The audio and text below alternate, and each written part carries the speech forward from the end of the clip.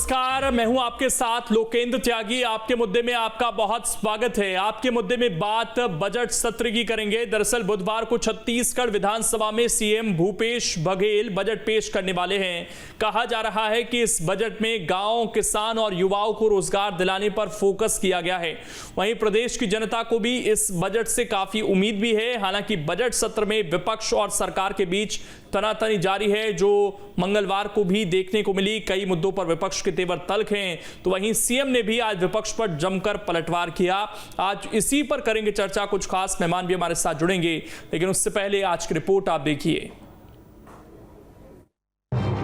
छत्तीसगढ़ विधानसभा में बजट सत्र का दूसरा दिन हंगामेदार रहा। एक दूसरे पर जमकर आरोप प्रत्यारोप किए गए। विपक्ष सरकार की घेराबंदी करने में जुटी नजर आई। विपक्ष ने प्रश्नकाल के दौरान सरकार से ये पूछ लिया कि आखिर प्रदेश में अब तक कितनी नियुक्तियां हो चुकी हैं, जिस पर सीएम भूपेश बघेल ने सधे अंदाज में पलटवार किया।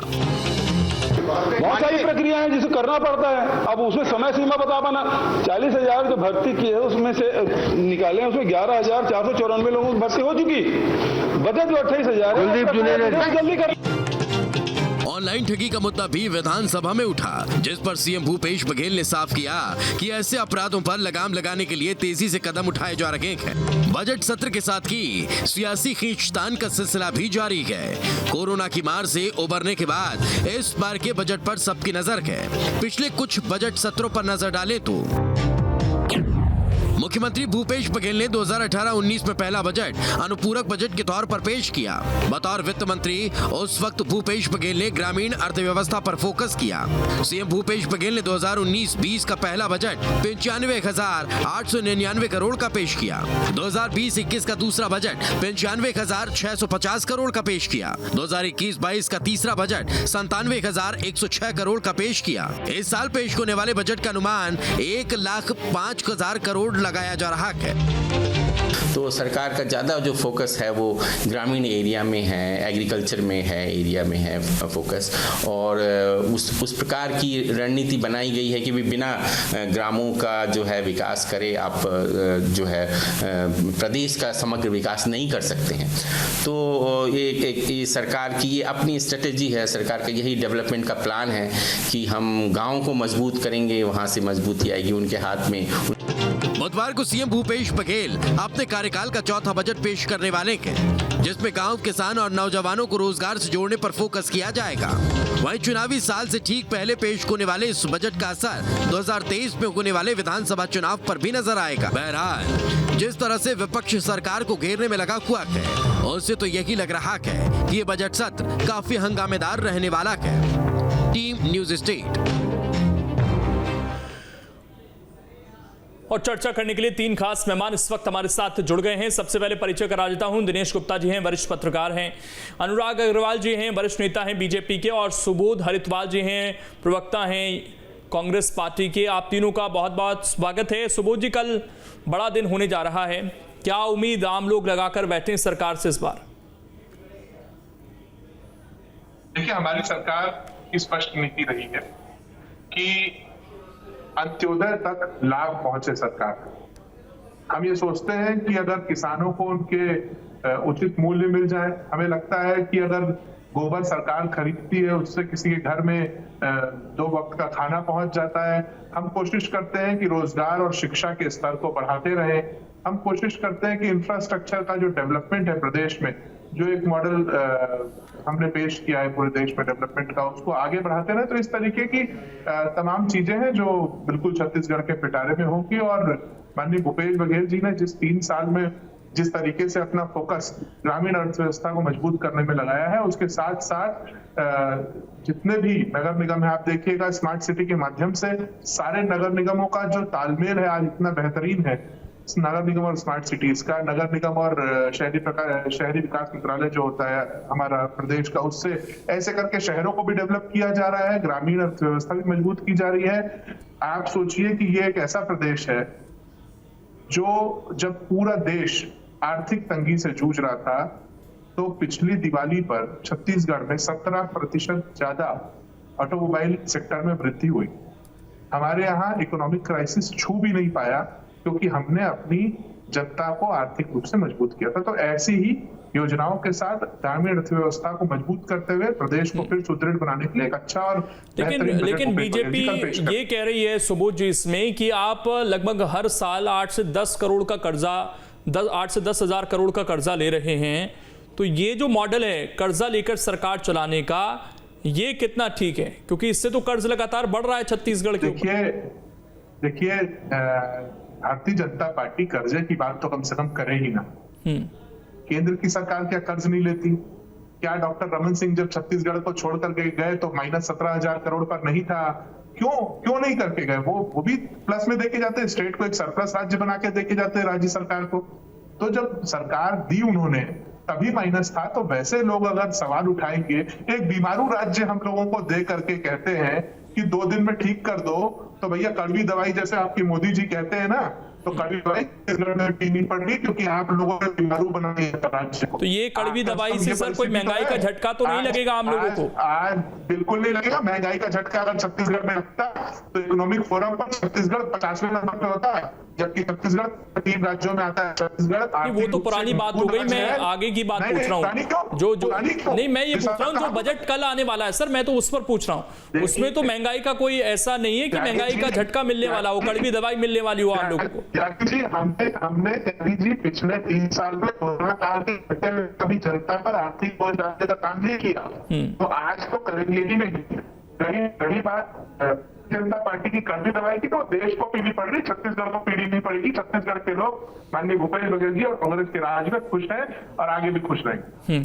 अनुराग जी, मुख्यमंत्री कह रहे थे कि आप लोग इस बार सत्र में टिककर बैटिंग करेंगे या पहले से ही बजट सुनने से पहले, उस पर चर्चा से पहले ही रणनीति तय है कि हमें तो वॉकआउट करना है?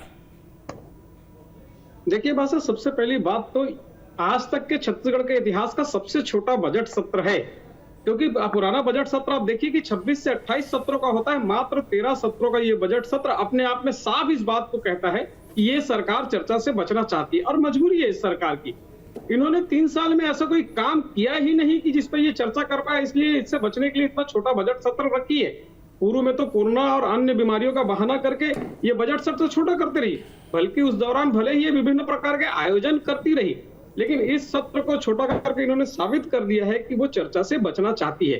कल का जो आर्थिक बजट है वो पूर्ण रूप से, कल का जो बजट आने वाला है वो पूर्ण रूप से आर्थिक दिवालियापन, वादा खिलाफी, झूठ और लूट का बजट रहेगा। इसका प्रत्यक्ष उदाहरण आज के नहीं, आपके पास वो डॉक्यूमेंट पहुंच गया पहले से बजट का? आप भविष्यवाणी कर रहे हैं क्या? देखिए मैं एक बात बताता हूँ, आज बिल्कुल स्पष्ट इस बात को सोचिएगा। आज जो काम कूद के पांव पालने में दिखाई देता है भाई साहब, चावल का तो एक दाना लेके आप पूरी चावल पका है नहीं पका देख सकते हैं।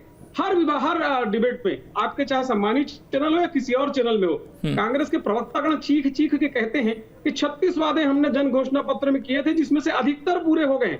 जबकि आज एक तारांकित प्रश्न के उत्तर में स्पष्ट रूप से भूपेश बघेल जी ने कहा कि मात्र 17 वादे पूरे हुए हैं, 19 वादे पूरे नहीं हुए और उसकी समय सीमा बताना संभव नहीं है। इसके पहले के मानसून सत्र और पिछले बजट सत्र में मात्र 14 वादे पूरे हुए थे। मतलब 13 साल में 14 वादे, 17 वादे पूरे हुए, 19 वादे आज भी बचे हैं। ये सरकार जब से आई है सिर्फ झूठ बोल रही है। और जहां तक आर्थिक दिवालियेपन की बात है, मेरे मित्र और छोटे भाई सुबोध जी कह रहे थे कि सरकार को पूर्व सरकार ने कर्ज दिया है। हमने कितना कर्ज दिया है? 15 साल में प्रति वर्ष 2000 करोड़ का कर्ज लिया सुबोध जी, जबकि आप देखिए 30 महीने में प्रति महीने लगभग 2000 करोड़ का कर्ज ले चुके हैं।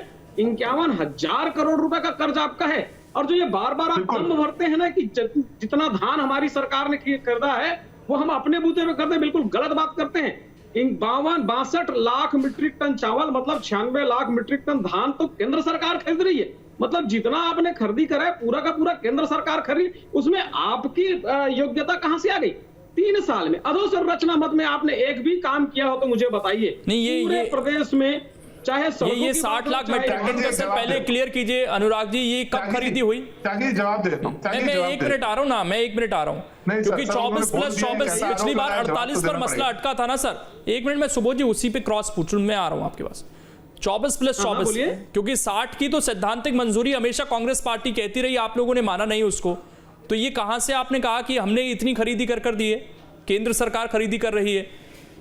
आप इस केंद्र सरकार के इसमें खरीदी स्वीकृति देखिए, केंद्र सरकार 62 लाख मीट्रिक टन चावल मतलब 96 लाख मीट्रिक टन धान खरीदने की स्वीकृति इस साल दी है और ये लिखित में है, आप कहीं से भी पता कर सकते हैं। लेकिन ये साल के पूरा का पूरा धान केंद्र सरकार खरीद रही है और पूर्व के सामने जो केंद्र सरकार ने जितना धान बोला था ये तो उतना सप्लाई तक नहीं कर पाए।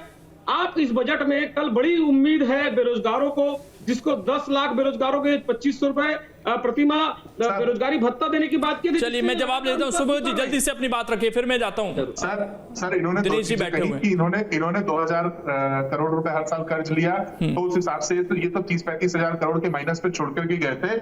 आपको याद दिला दूं कि हमारी जब केंद्र की सरकार थी और डॉक्टर रमन सिंह मुख्यमंत्री थे तो हमने ऐसा कोई भी पैसा इनका नहीं रोका जिनसे इनको आपत्ति हो। आज 30,000 करोड़ रुपए लगभग जीएसटी का रुका हुआ है, वापस दिलवा दीजिए ना, कर्जा पड़ जाएगा। जीएसटी का पैसा क्यों नहीं देती केंद्र की सरकार हमको रिफंड? पहली चीज, आप धान खरीदी के मामले पर चर्चा कर रहे हैं। धान की खरीदी के लिए आपकी सरकार वहां से लिखित भेजती है कि हम इतना नहीं खरीद पाएंगे, और क्या जब वो तो जिम्मेदारी है केंद्र की सरकार की, सेंट्रल पूल ही खरीदता है। जब हमारी सरकार थी, मनमोहन सिंह जी प्राइम मिनिस्टर थे, तब तो हमारी सरकार आपसे धान खरीदती थी ना। तो ये कोई एहसान किसी के ऊपर नहीं कर रहा है, हम ये एहसान बताने नहीं जाते। हाँ, ये एहसान जरूर कर रहा है कि जब आप लोग वादा करते थे बोनस देने का, तो सोनिया गांधी जी के नाम चिट्ठी लिख करके उसका ठीकरा जनता पर फोड़ते थे कि सोनिया गांधी पैसा नहीं भेज रही बोनस का। लेकिन हमने ये नहीं किया। हमने 9,000 रुपए प्रति एकड़ देकर के 2500 रुपए का वादा किसानों को किया था, उनके जेब में उनका पैसा पहुंचाया जो वादा किया हुआ था। इसको वादा खिलाफी नहीं कहते। मैं आप लौट रहा हूं, उंगली उठा रहे हैं अनुराग जी। मैं अनुराग जी जवाब लूंगा आपसे, लेकिन मैं दिनेश गुप्ता जी से पहले एक रिएक्शन ले लूं, उसके बाद मैं लौटता हूं आपके पास। दिनेश गुप्ता जी, अभी कोविड से हम धीरे धीरे उभर रहे हैं और उम्मीद है कि अब उभर जाएंगे, क्योंकि धीरे धीरे कोविड इस बार कम से कम ये जो वेव रही उसने उतना ज़्यादा नुकसान नहीं पहुंचाया। ऐसी परिस्थितियों में इस बजट से क्या हम बहुत उम्मीद रख सकते हैं, वो भी तब जब छत्तीसगढ़ में भी चुनाव में ज़्यादा वक्त नहीं है? मतलब ये मान लीजिए कि सेकंड लास्ट बजट इसको हम मानकर चलें, अगले साल एक और बजट होगा, उसके बाद शायद समय नहीं होगा सरकार के पास। और अभी भी जैसा कि कहा जा रहा है कि कुछ वादे अधूरे हैं, बेरोजगारी भत्ता देने की बात की गई थी, उस तरह के जो वादे हैं वो अधूरे हैं। तो इस बजट में उसकी झलक देखने को मिल सकती है क्या? देखिए लोकेश जी, सकारात्मक बजट यदि होगा तो कोई भी राजनीतिक दल हो उसको चुनाव में बहुत सुविधा होती है।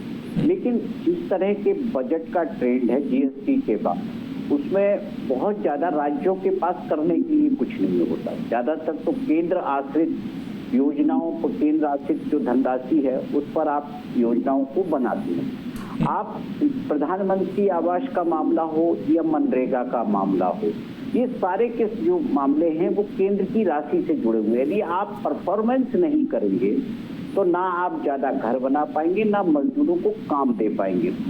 आप रोजगार जो है ये हर जगह एक बड़ी समस्या है, क्योंकि चाहे कोविड के पहले हो या कोविड के बाद हो, कोविड के बाद की जो परिस्थितियां हैं वो थोड़ी सी गंभीर परिस्थितियां हैं।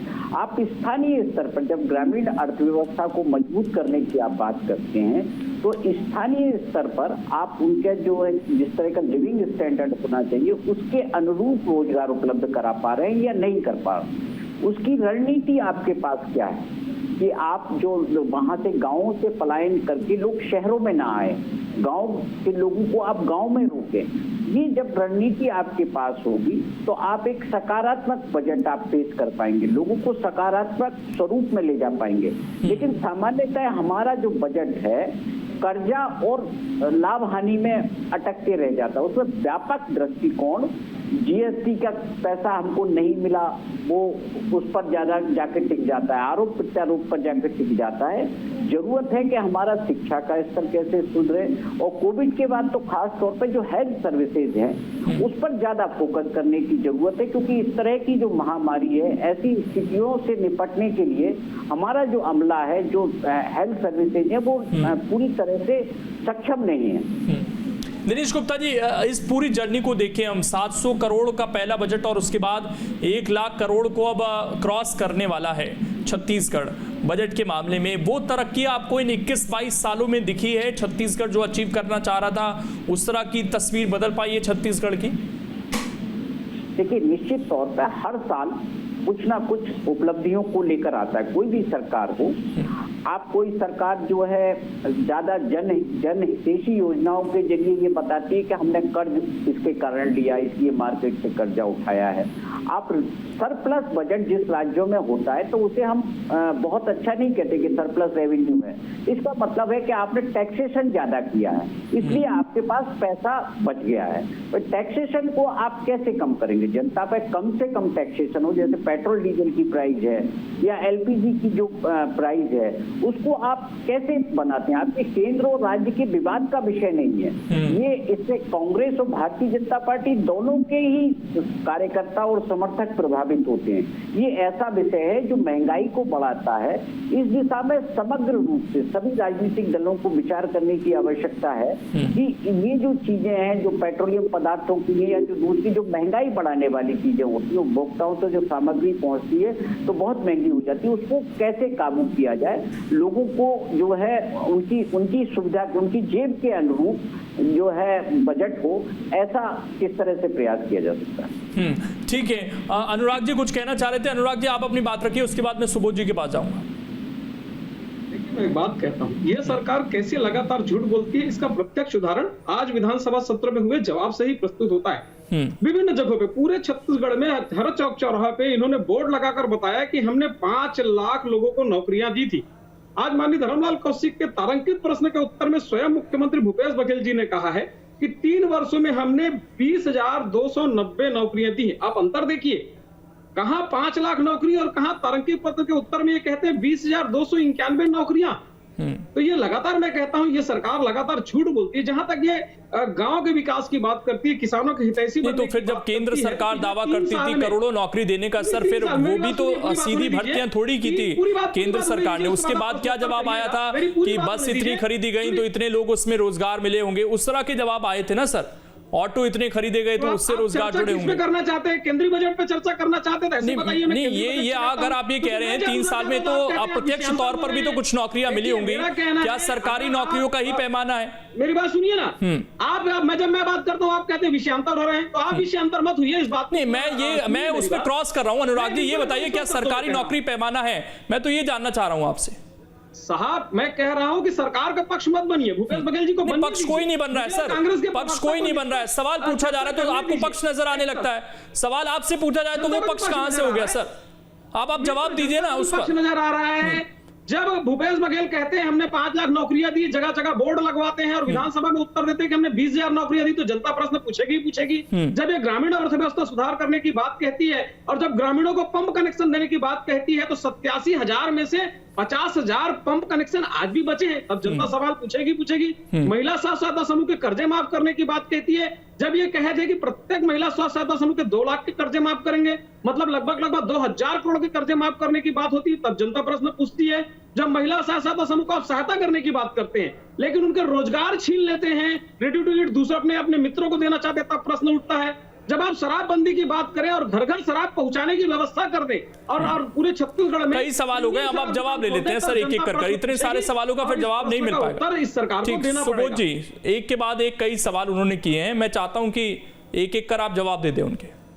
देखिए, भारतीय जनता पार्टी के इन सवालों का जवाब तो इनको नरेंद्र मोदी जी से मांगना चाहिए। ये लोग रोजगार की बात करने जाते हैं तो मित्र नरेंद्र मोदी कैसे जवाब देंगे? तो नहीं भैया, आपने रोजगार आप बोल रहे थे, मैं चुप था, आपको सुनना चाहिए। मैं तो बात कर रहा हूँ नौकरी की। चलिए 5 लाख का बोर्ड तो भूपेश बघेल जी ने लगाया। आप ही बोल लीजिए। सुबोध भैया 5 लाख का बोर्ड भूपेश बघेल जी ने लगाया और आज विधानसभा में मैं आपको जवाब दे रहा हूँ ना, जवाब तो सुन लीजिए। देखिए समय कम है सुबोध जी, अब निशाना साधने से अच्छा छत्तीसगढ़ पे जो उन्होंने स्पेसिफिक सवाल है उसका स्पेसिफिक जवाब। हाँ लोकेश जी मैं तो बहुत पॉजिटिव बात के साथ इस डिबेट को खत्म करना चाहूंगा कि हमने ग्रामीण अर्थव्यवस्था, शहरी अर्थव्यवस्था की बात कर ली। मुझे गुप्ता जी की बात बड़ी अच्छी लगी कि शिक्षा, स्वास्थ्य पर ये बजट का फोकस होना चाहिए। जनता को कैसे मूलभूत सुविधाएं मिले इस पर फोकस होना चाहिए। शिक्षा में हमने स्वामी आत्मानंद जैसे स्कूल बना करके पूरे देश में उदाहरण प्रस्तुत किया है, वैसे और स्कूलों की बढ़ोतरी पूरे प्रदेश में 117 बनाए हैं और बनाएंगे। इंग्लिश मीडियम में बच्चों को पढ़ाएंगे। स्वास्थ्य में हमने हमारे अस्पताल के माध्यम से साफ सुथरे, अच्छे और बेहतरीन अस्पताल रोजगार का जवाब नहीं आया सुबोध जी। और रही बात रोजगार की, तो 20,000 की बात करने वाले अनुराग अग्रवाल जी को बताऊं कि 14,580 तो हमने एक साथ एक शिक्षा की दे दिए थे। तो आप तारांकित प्रश्न, आपका जो तारांकित प्रश्न था, उस प्रश्न के पूरे कागज दिखाइए कि आपने किस विभाग का पूछा था, तो ये तब आपको जवाब आएगा। ओवरऑल छत्तीसगढ़ की आप बात करेंगे, ओवरऑल की आप बात करेंगे तो लाखों युवाओं को रोजगार मिला। आप बल्कि 2 करोड़ रोजगार सालाना के हिसाब से दिलवाने का काम कीजिए। आज आपके आप नरेंद्र मोदी जी से बात कीजिए और 2 करोड़ रोजगार सालाना के हिसाब से 60 साल में 14 करोड़ रोजगार देश के युवाओं को मिल जाना था, उस पर चर्चा कीजिए, वो रोजगार युवाओं को दिलाइए। उसके बाद आकर के भूपेश बघेल जी पर उंगली उठाइएगा। 3 साल बनाम 7 साल की अगर कल्पना करेंगे तो छत्तीसगढ़ 7 साल में बहुत आगे बढ़ चुका, 3 साल में बहुत आगे बढ़ा है और देश 7 साल में पीछे की तरफ जा रहा है। तो मुझे महसूस नहीं होता कि भारतीय जनता पार्टी पे कोई मुद्दा है और आप भविष्य वक्ता बन करके अगर कल के बजट पर अपनी प्रतिक्रिया देंगे तो मैं उस प्रतिक्रिया को ना मैं स्वीकार करूंगा ना जनता स्वीकार यही सूरत हाल रहता है सत्र के अंदर भी, तो उससे कुछ निकलता नहीं है, उससे कुछ निकलता नहीं है। मैं इसलिए आखिरी कमेंट दिनेश गुप्ता जी से लेकर क्लोज करूंगा इस डिबेट को। ठीक है, मुझे नहीं चाहिए राजनीतिक जवाब। दिनेश गुप्ता जी, हम भी बोलते रहेंगे। दिनेश गुप्ता जी, बजट का जो साइज है वो बढ़ रहा है, लेकिन अंततः आखिरी व्यक्ति तक, क्योंकि इस सरकार ने कहा कि हम लोगों की जेब में पैसा डाल रहे हैं, वो वापस आएगा। वो जो नीति थी वो आपको सक्सेसफुल दिखी है छत्तीसगढ़ के अंदर। सर आखिरी कमेंट 30 सेकंड में। देखिए, सरकारें जो बजट का साइज बढ़ाती हैं वो अपने पूर्व अनुभव के आधार पर बढ़ाती हैं कि वो किस सीमा तक जा सकती हैं। साइज बढ़ाना कोई बहुत जो है महत्वपूर्ण नहीं हो जाता जब तक कि आप योजनाओं का क्रियान्वयन, जो सबसे महत्वपूर्ण चीज है कि आप जो साइज बढ़ा रहे हैं तो जो उसमें जो टारगेट आपने किया है वो इम्प्लीमेंट कैसे करेंगे आप लोगों तक कैसे उन चीजों को पहुंचाएंगे और उस बजट का जो पीरियड है, जो ईयर है, बजट का जो साल है, उस साल में ही पहुंचाना। कल का दिन का इंतजार सभी को है कि क्या कुछ उस बजट में रहता है, और बेहद खास से बजट रहने वाला है क्योंकि इसका साइज तो काफी बड़ा दिख रहा है, लेकिन इसके अंदर क्या कुछ चीजें रहेंगी, कौन सी योजनाएं सरकार लेकर आती है, देखने वाली बात होगी। फिलहाल शुक्रिया आप सभी का जुड़ने के लिए और इस डिबेट का हिस्सा बनने के लिए। छोटा सा ब्रेक, खबरें लगातार जारी हैं।